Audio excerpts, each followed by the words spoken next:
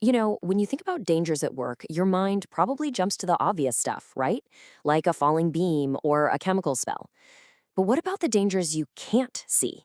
The kind that just seep into your bones day after day.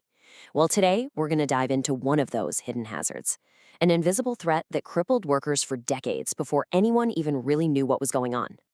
So, picture this. It's the early 20th century, and workers are coming down with this really bizarre medical mystery. All of a sudden, their fingers would turn this ghostly white, totally numb, completely useless. It was a real head scratcher.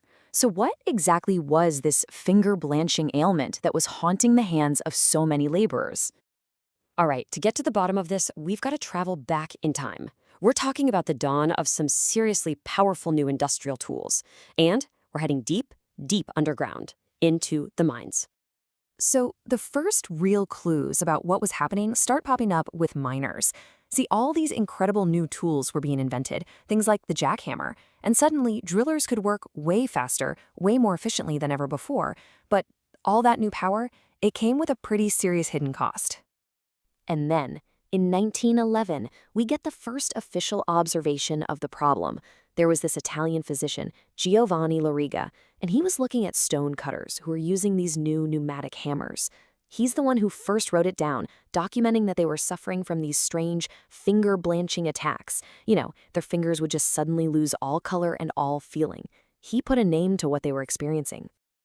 Okay, so now we have workers with symptoms, and doctors have even given it a name. But the big question remained, what was actually causing it?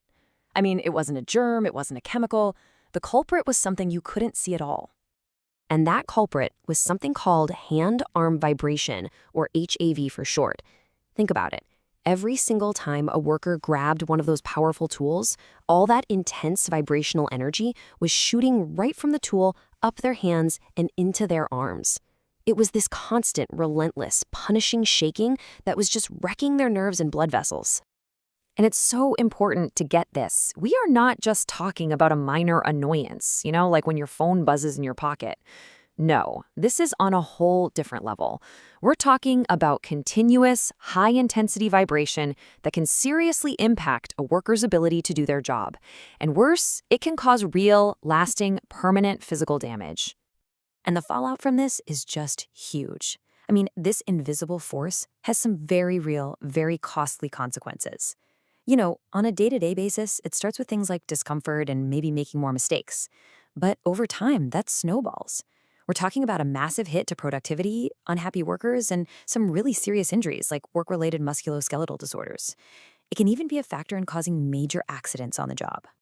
So that leads to the next big question, right? How did we go from this mysterious finger-blanching sickness all the way to it being an officially recognized hazard of the job? Well, let me tell you, that journey was surprisingly long. Get this, it took an incredible 66 years from Dr. Loriga's first report in 1911 all the way to 1977 for the International Labor Office to finally officially list vibration as an occupational hazard. 66 years. So why so long? Well, part of it was a lack of scientific tools to really measure the damage, but a big part of it was just culture. There was this widespread acceptance that, hey, if you do grueling work, it's just going to take a toll on your body. And even after 77, it still took decades more to build the actual legal frameworks to protect people. But that 1977 declaration from the ILO, that was the absolute turning point. It was a total game changer. By saying that measures must be taken, not should, but must, it completely flipped the script. The burden shifted. Suddenly, it wasn't the worker's problem to just suck it up and endure the pain. Nope, it was now the employer's legal responsibility to protect them. And that new sense of responsibility is what really paved the way for the modern safety systems we have today, all of which are designed to manage and reduce the risks of being exposed to all that vibration. So here in the United States, the real legal backbone for all of this is the Occupational Safety and Health Act of 1994, what most of us just call OSHA. This was huge. It created this whole system for making sure people were safe and healthy at work, and you bet that included protecting them from hazards like vibration. So, what did this act actually do? Well, it laid out 4 key goals. First, just secure the basic safety and health of people at work. Second, protect everyone at a work site, not just the employees. Third, create a real system with clear regulations and codes of practice. And fourth, and this one is a really big deal, it aimed to promote an environment that's actually adapted to what humans need, physiologically and psychologically. In other words, instead of forcing people to adapt to dangerous machines, the workplace had to adapt to the people.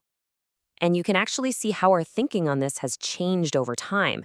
If you look back at the first guidelines from 2003, they were mostly about just raising awareness. Hey, this is a thing, you should be careful.